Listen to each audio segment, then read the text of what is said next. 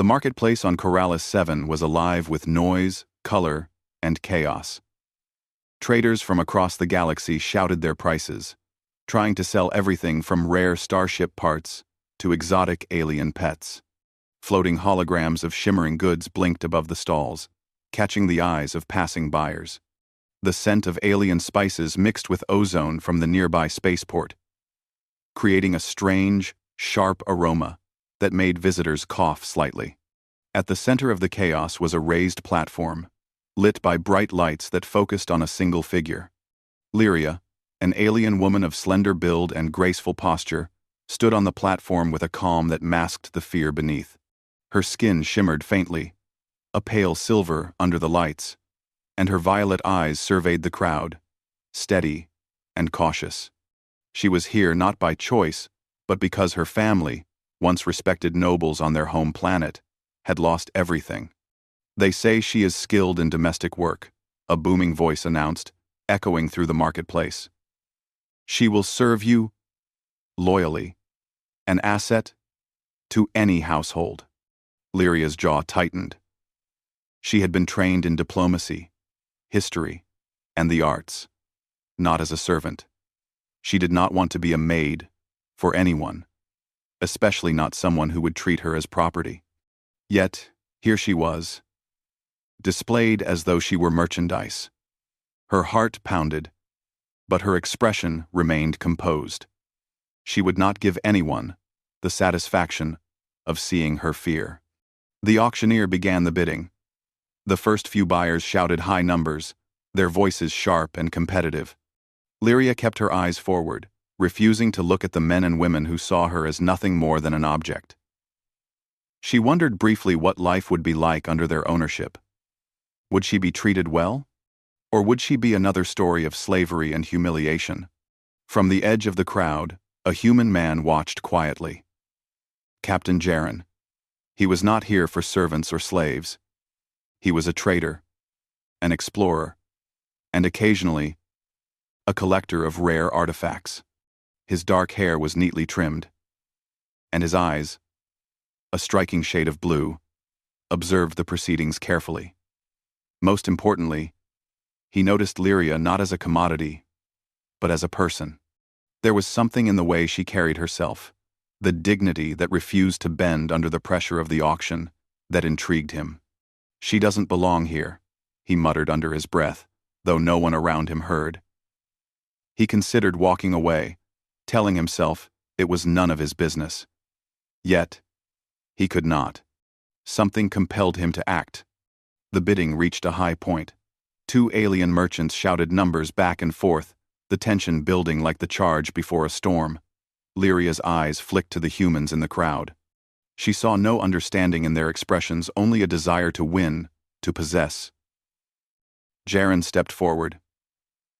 "I bid," he said calmly. The crowd turned to him, surprised. Most humans avoided these auctions. They were rarely interested in the affairs of alien slaves. But Jaren's voice carried authority, and the auctioneer's eyes widened. "For the human," the auctioneer shouted. "Do we have a higher offer?" There was silence. No one dared to compete with him. Jaren's reputation as a fair and wealthy trader was known throughout the sector.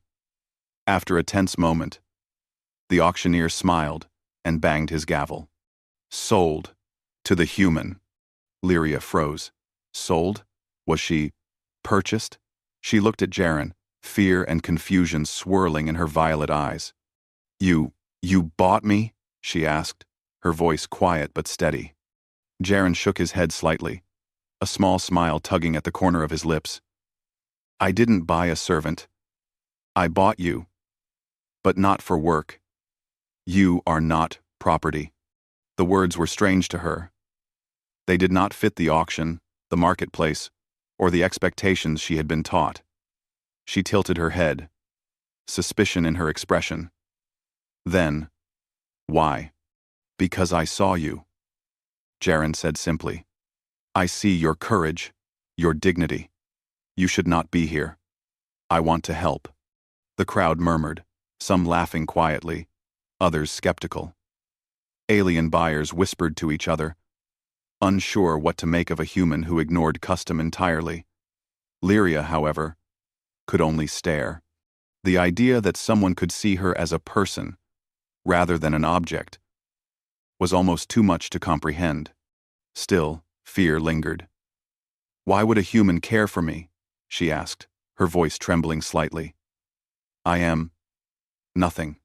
"You are not nothing," Jaren replied firmly. "No one is. You deserve respect, not chains." With that, he turned and offered his hand. Lyria hesitated, then slowly placed her own hand in his. It was a strange gesture for her species, but the human's warmth and sincerity were undeniable. Together, they walked off the platform, leaving the market's noise behind. The journey to his ship was quiet at first. Lyria's mind raced with questions. Humans were unpredictable creatures. Could she trust him? Would this be another trap?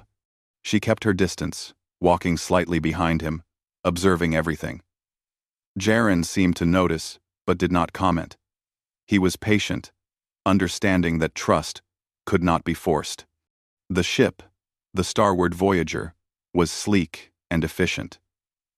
Its interior smelled faintly of metal and fuel, with the hum of the engines creating a soothing background noise. Jaren led her to a small room that would be hers during the journey. It was modest but clean, with a window showing the stars streaking past as the ship prepared to depart. "You will have privacy," Jaren said. "And you can do as you please. I expect nothing from you, except honesty and cooperation." Lyria blinked. This was different. She had expected harsh treatment, orders, or perhaps chains. Instead, she found freedom, and the realization was almost dizzying. "I thank you," she said finally, bowing slightly in the way her culture dictated for respect. "I do not understand humans. Yet, I will try to trust you." Jaren smiled. "That is all I ask." As the ship launched into space, leaving Corrales 7 behind, Lyria found herself staring out the window, watching the planets shrink into the distance. The vastness of the galaxy felt different when she was not being sold or hunted. For the first time in her life, she felt a spark of hope. During the trip, Jaren explained the journey ahead. They were headed to uncharted sectors of space, places few humans or aliens had explored. Lyria listened intently, her curiosity slowly overcoming her fear. She asked questions about the stars, the planets, and the alien cultures they might encounter. Jaren answered with patience, sharing knowledge without condescension. For the first time, Lyria realized humans were different from her own people in ways she had not imagined. They valued courage, intelligence, and kindness, not birthright or wealth. The more she learned, the more she saw that Jaren was not just a protector, but someone who could respect and even admire her. As night fell aboard the ship, Lyria settled into her room, staring at the soft glow of the stars outside. She thought of her family, her past, and the world she had left behind. Fear was still there, lurking at the edges of her mind. But it was joined by a new feeling: possibility. Somewhere in the galaxy, she was no longer a commodity. Somewhere, she could be herself. And for the first time in a long while, Lyria allowed herself to hope. Outside, the stars stretched endlessly. A human and an alien, two beings from entirely different worlds, were beginning a journey together.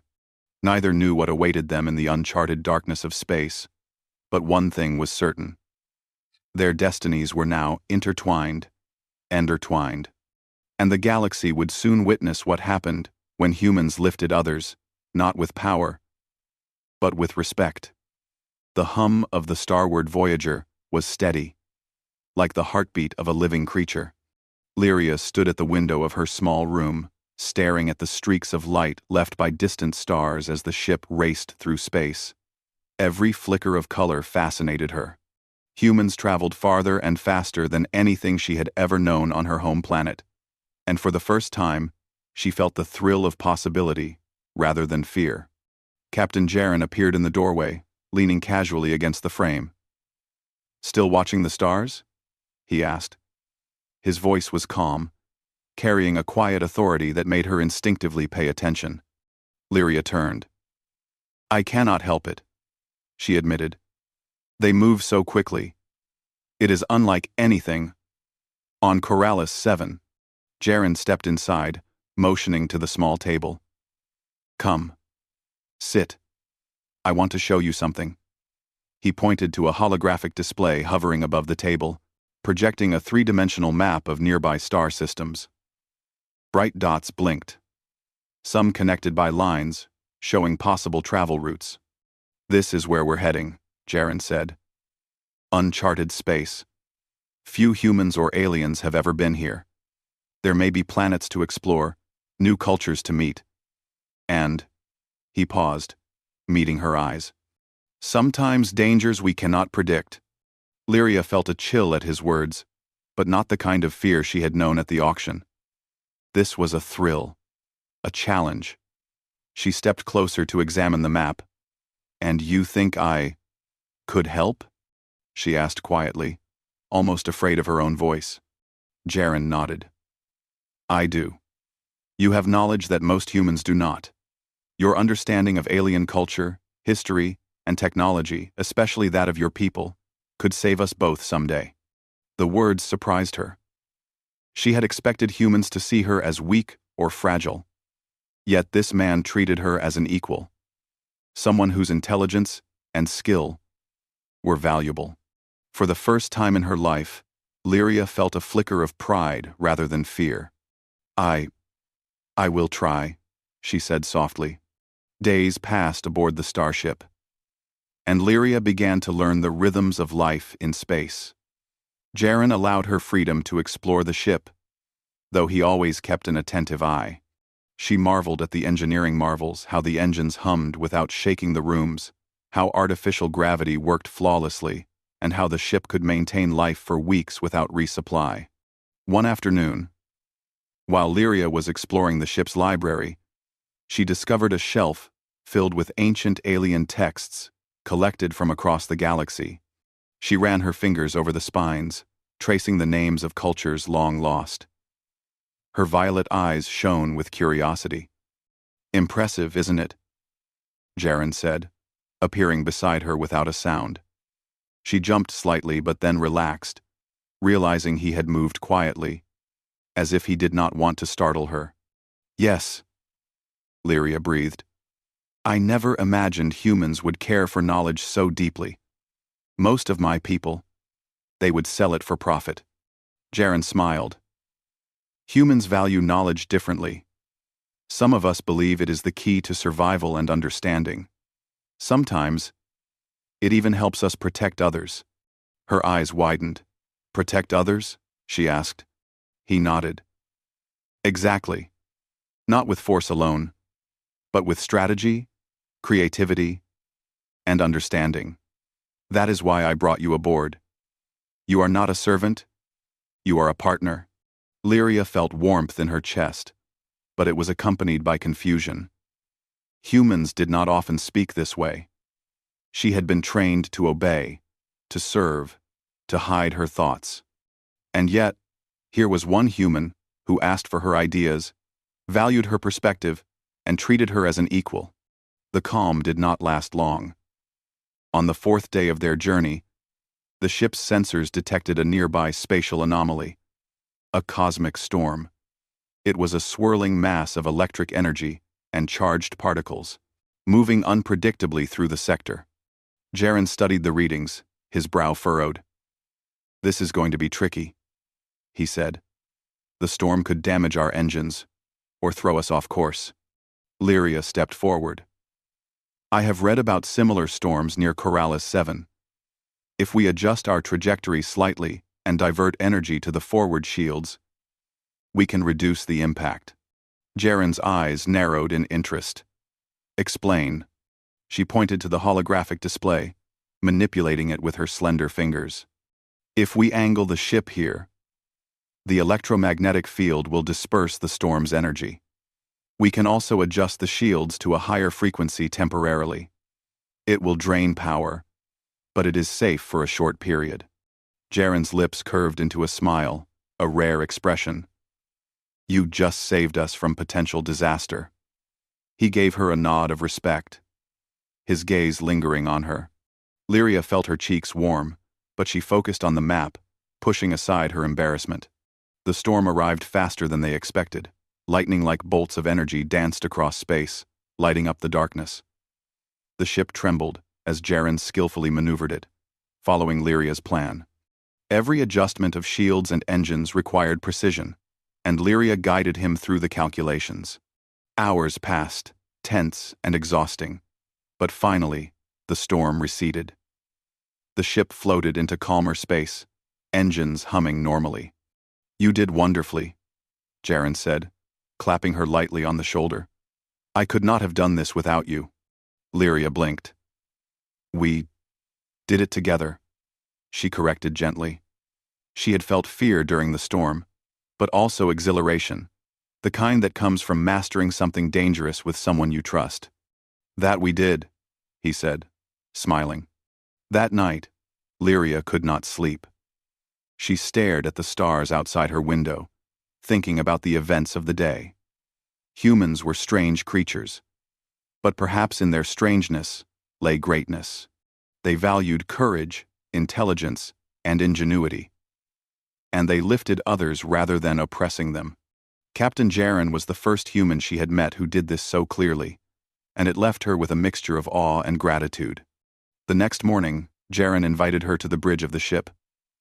I want to show you how the ship operates, he said. You may not have formal training in starship navigation, but understanding the basics could be useful.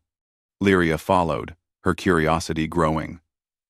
The bridge was vast, filled with panels, holographic displays, and blinking lights.